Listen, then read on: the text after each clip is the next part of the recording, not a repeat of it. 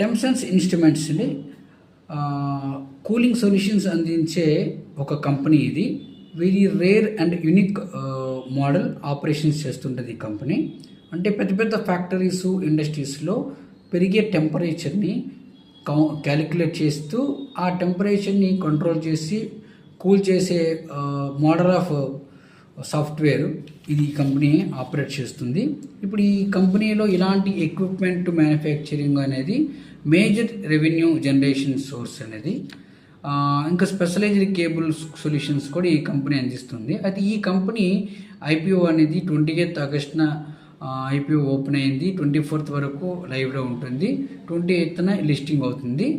అసలు అయితే ఈ కంపెనీ ఐపీఓకి మనం అప్లై చేయొచ్చా లేదా, అసలు ఈ కంపెనీ ఐపీఓలో మనకి లిస్టింగ్ గెయిన్స్ వస్తాయా లేదా, మనం లాంగ్ టైమ్ ఇన్వెస్ట్మెంట్ కోసం కూడా ఈ ఐపీఓని ప్రిఫర్ చేయొచ్చా అనేది మీ యొక్క పెర్సెప్షన్స్ని బట్టి దానికి చాలా ఇన్ఫర్మేషన్ ఆల్రెడీ సోషల్ మీడియాలో, యూట్యూబ్స్లో అవైలబుల్గా ఉంది.